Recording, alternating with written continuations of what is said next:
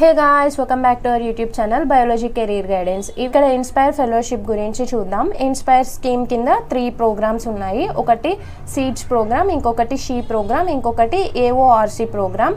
Seeds ప్రోగ్రాంలో awards ఉంటాయి. 10th class 9th class చదివే పిల్లలకు 10 to 15 ఇయర్స్ ఏజ్ ఉన్న పిల్లలకు ఇన్స్పైర్ అవార్డ్స్ 5000 రూపీస్ ఇస్తారు.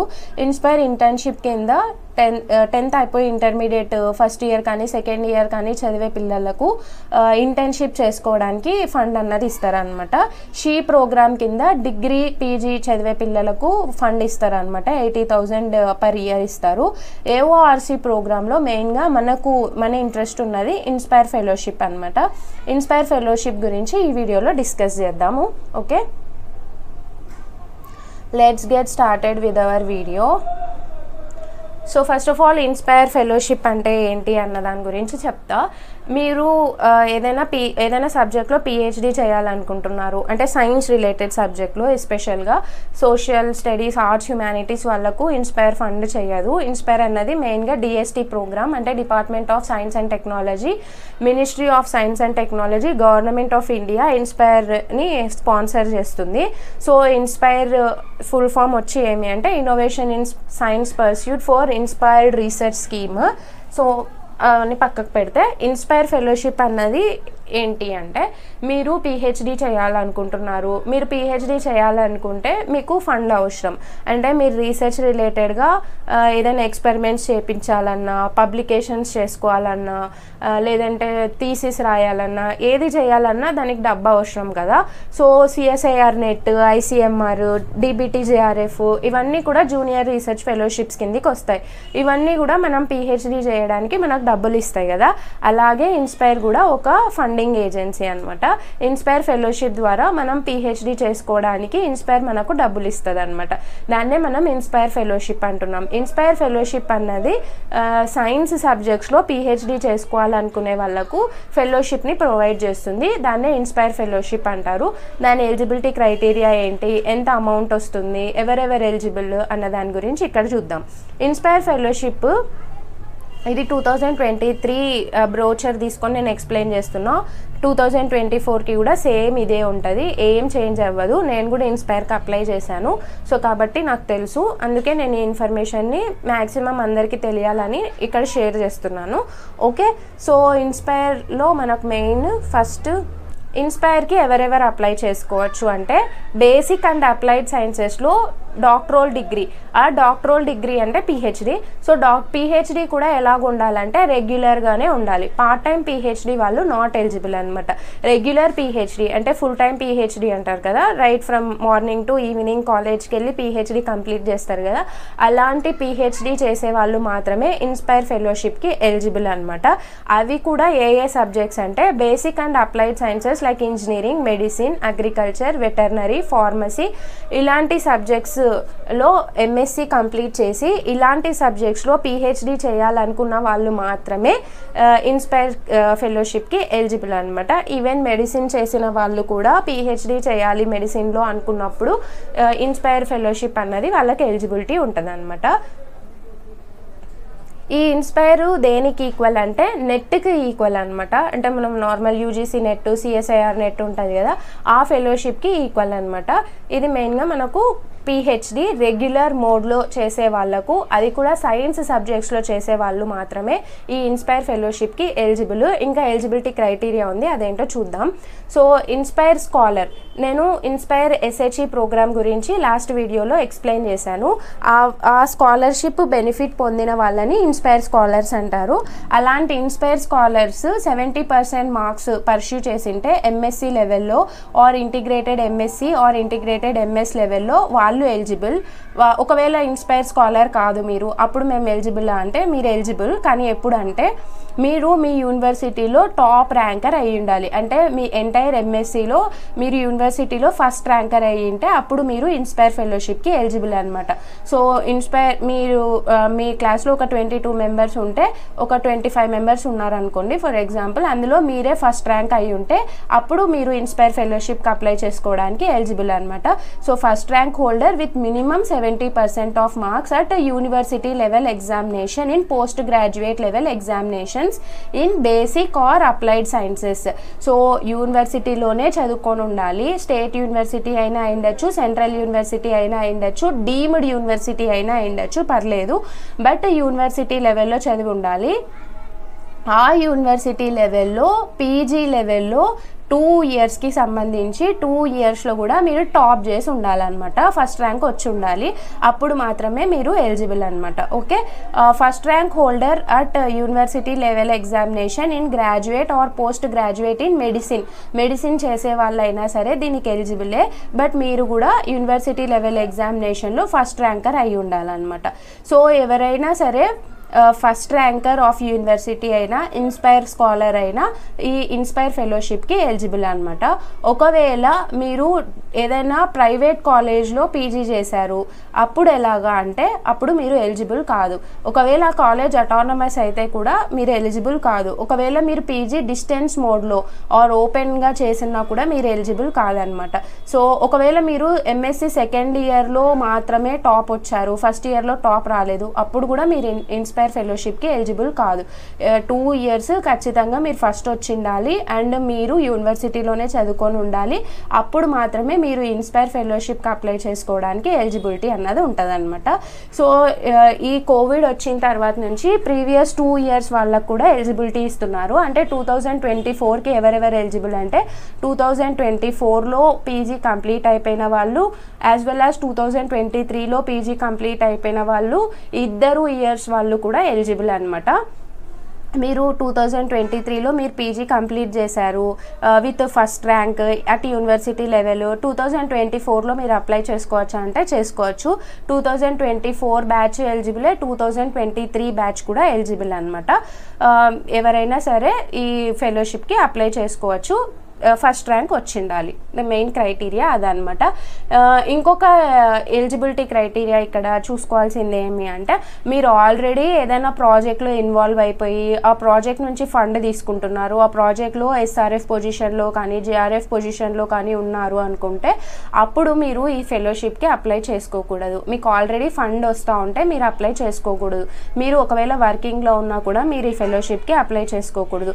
మీరు రెగ్యులర్ ఫుల్ టైం పిహెచ్డి చేసి మీకు ఎటువంటి ఫండ్ రాకోకుండా మీరు యూనివర్సిటీలో టాప్ ర్యాంకర్ అయ్యి ఉంటే ఎంఎస్సిలో, అప్పుడు మాత్రమే మీరు ఇన్స్పైర్ ఫెలోషిప్కి ఎలిజిబుల్ అనమాట. ఓకే,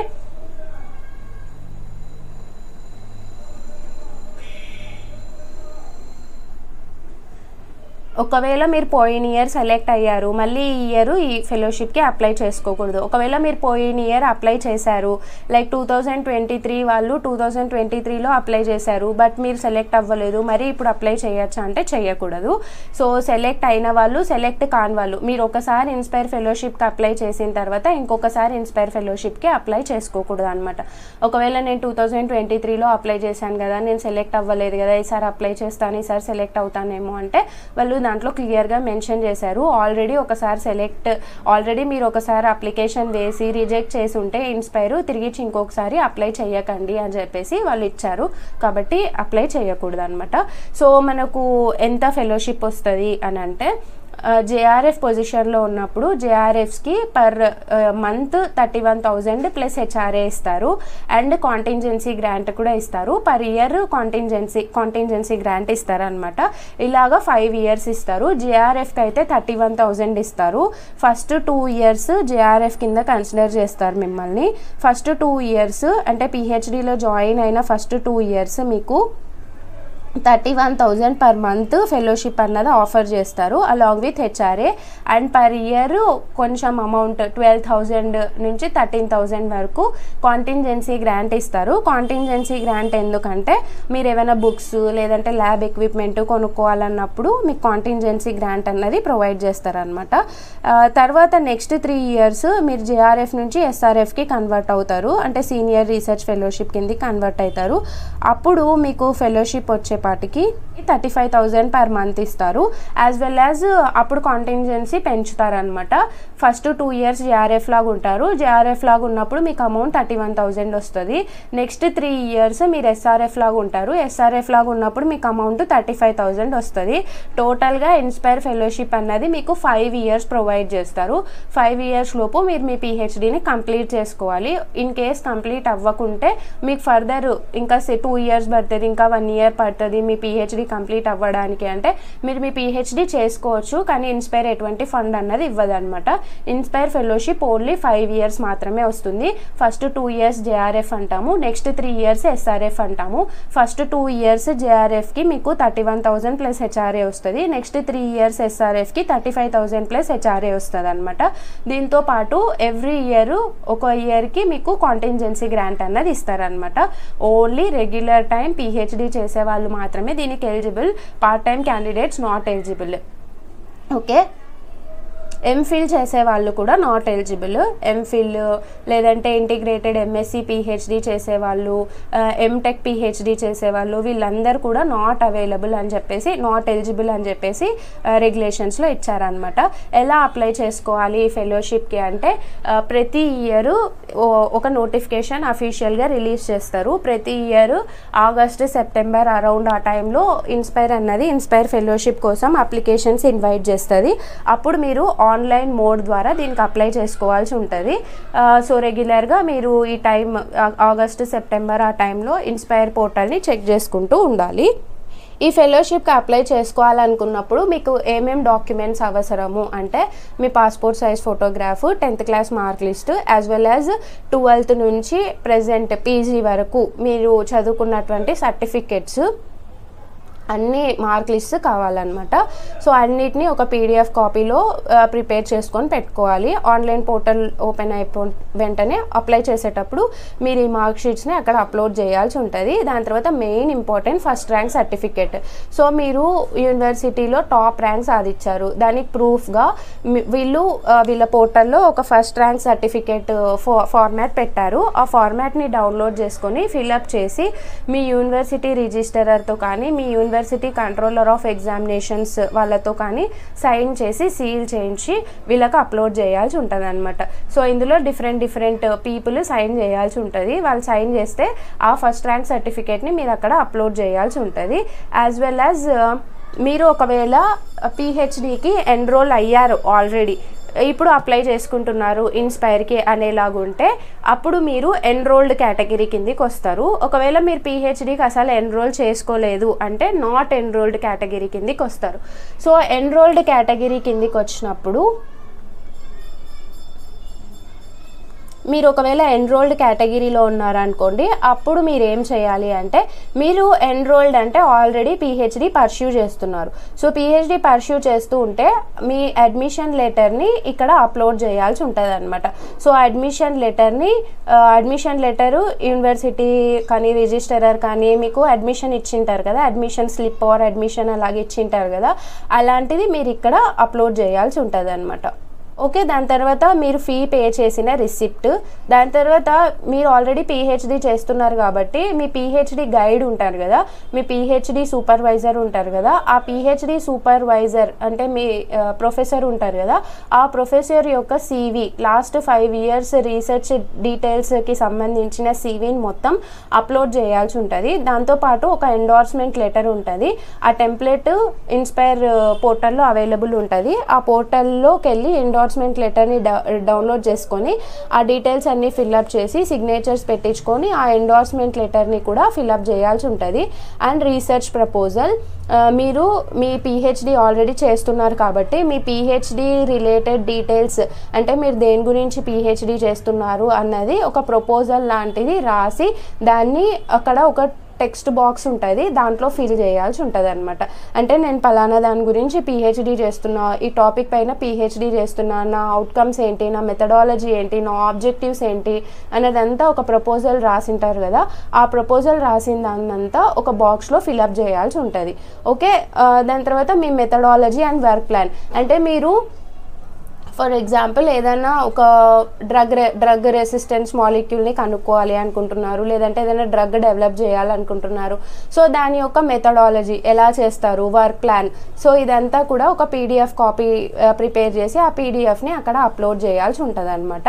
సో మీ research proposal as well as methodology and work ప్లాన్ని రెడీ చేసుకొని పెట్టుకొని ఉండాలి మీరు ముందే, అప్లికేషన్ రిలీజ్ అవ్వక ముందే. ఒకవేళ మీరు పిహెచ్డి పర్స్యూ చేస్తూ ఉంటే, ఒకవేళ మీరు పిహెచ్డి పర్స్యూ చేయలేదు అప్పుడు మీరు ఏం చేయాలి అంటే అక్కడ మీకు ఒక ప్రొవిజన్ ఉంటుంది, ఒక టెక్స్ట్ బాక్స్ ఉంటుంది. అందులో మీకు ఒకవేళ ఇన్స్పైర్ అన్నది ఫెలోషిప్ ప్రొవైడ్ చేస్తే ఏ యూనివర్సిటీలో పిహెచ్డి చేయాలనుకుంటున్నారు, ఏ సూపర్వైజర్ దగ్గర, ఏ ప్రొఫెసర్ దగ్గర పిహెచ్డి చేయాలనుకుంటున్నారు అన్నది మీరు చాయిస్ని ప్రొవైడ్ చేయాల్సి ఉంటుంది. 3 choices of university and 3 choices of ప్రొఫెసర్స్ని పంపించాల్సి ఉంటుంది అనమాట.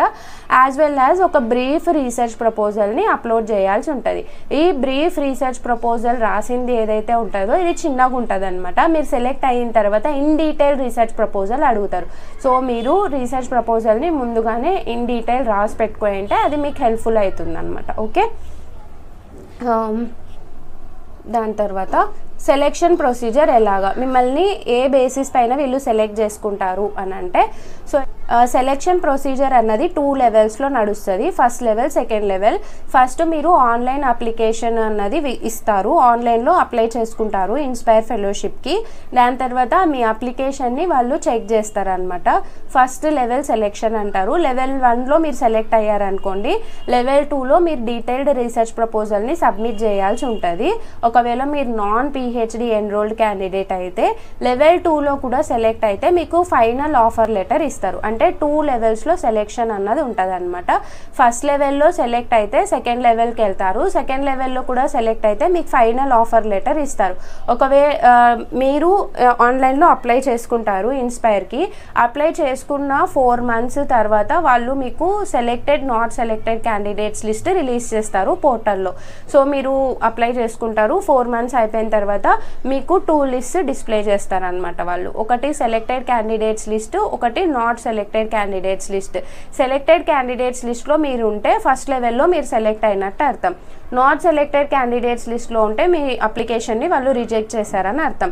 సో ఫస్ట్ లెవెల్లో మీరు సెలెక్ట్ చేశారనుకోండి, ఫర్దర్ ఇది ఎక్కడికి వెళ్తుంది, సెకండ్ లెవెల్కి వెళ్తుంది. సెకండ్ లెవెల్లో మీ డీటెయిల్స్ అన్నీ చెక్ చేస్తారు, ఏ క్రైటీరియా పైన తీసుకుంటారు అన్నది నేను చెప్తాను.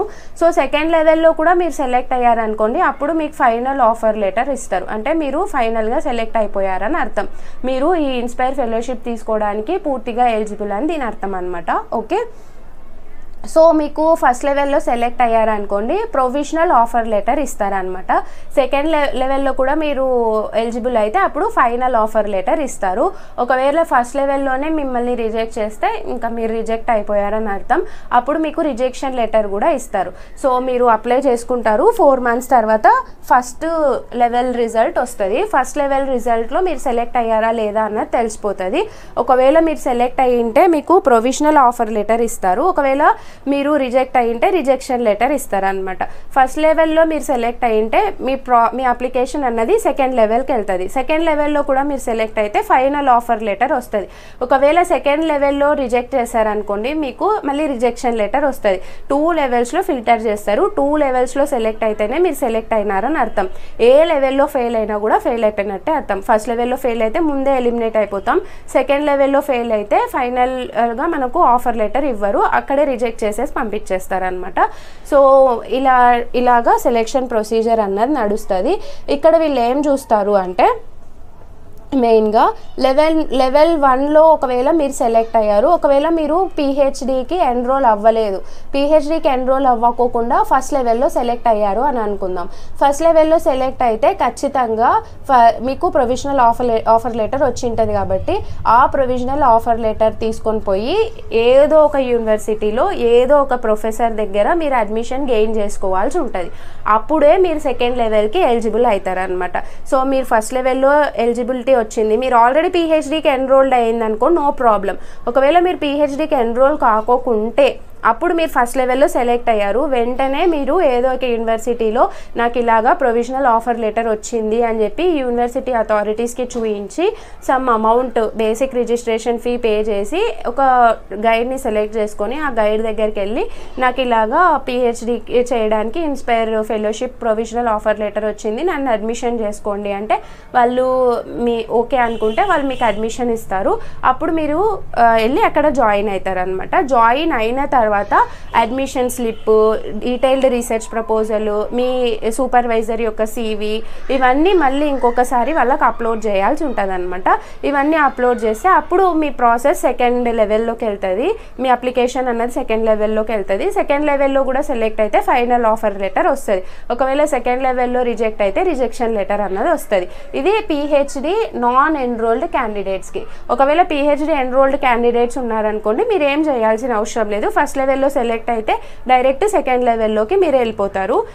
మీకు మెయిల్స్ తర్వాత ఈ ఇన్స్పైర్ పోర్టల్ పైన లెటర్స్ ఫ్రీక్వెంట్గా వస్తుంటాయి, మీరు అవన్నీ చెక్ చేసుకుంటూ ఉండాలన్నమాట. అప్పుడు మీకు ఈ ప్రాసెస్ ఎక్కడి వరకు జరిగింది అన్నది అర్థమవుతుంది.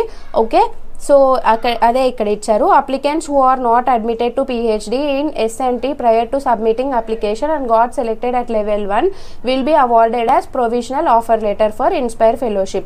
సో మీకు ప్రొవిజనల్ ఆఫర్ లెటర్ అన్నది వస్తుంది అనమాట.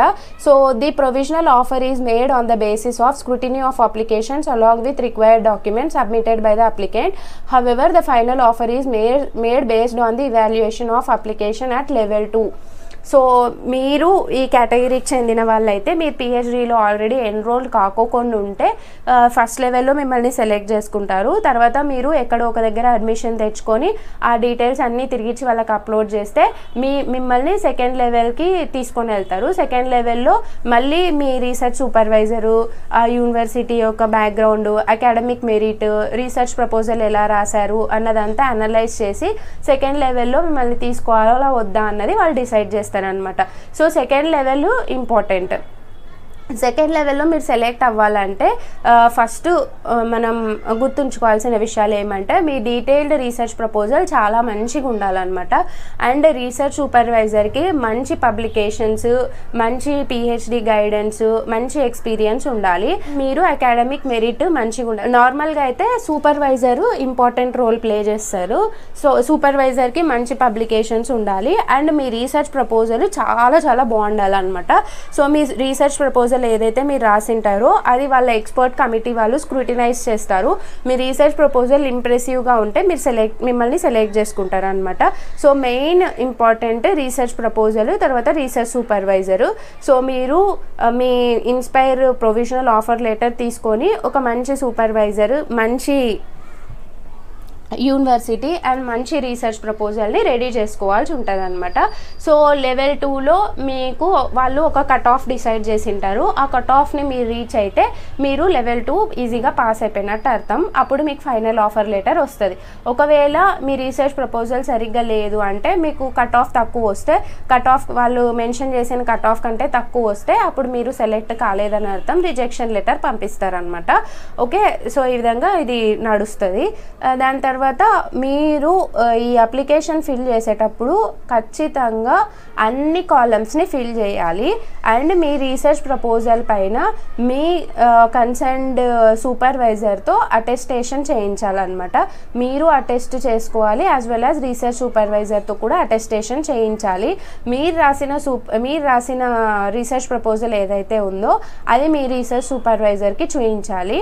ఆ రీసెర్చ్ సూపర్వైజరు దాంట్లో ఏమైనా చేంజెస్ చెప్తే దాన్ని బట్టి, ఎందుకంటే వాళ్ళకి మంచి రీసెర్చ్ ఎక్స్పీరియన్స్ ఉంటుంది కాబట్టి వాళ్ళు ఇది మంచిగా ఉందా లేదా అన్నది చెక్ చేస్తారు. చెక్ చేసి ఇది బాగుంది అని చెప్పేసి ఏమైనా చేంజెస్ చెప్తే చేంజెస్ చేసి ఆ రీసెర్చ్ సూపర్వైజర్తో అటెస్టేషన్ చేయించి మంచి క్వాలిటీ ఉన్న రీసెర్చ్ ప్రపోజల్ని ప్రపోజ్ చేస్తే అప్పుడు మీ సెలెక్షన్ ఛాన్సెస్ అన్నవి ఇంక్రీజ్ అవుతాయి అన్నమాట. ఆ రీసెర్చ్ ప్రపోజల్ని మీరు అక్కడ అప్లోడ్ చేయాల్సి ఉంటుంది. యాజ్ వెల్ యాజ్ మీరు PGలో మీ మెరిట్ కూడా ఇక్కడ మ్యాటర్ చేస్తుంది. మంచి మెరిట్ ఉన్న వాళ్ళకు సెలెక్షన్ ఛాన్సెస్ అన్నవి హై ఉంటాయి అన్నమాట. ఓకే,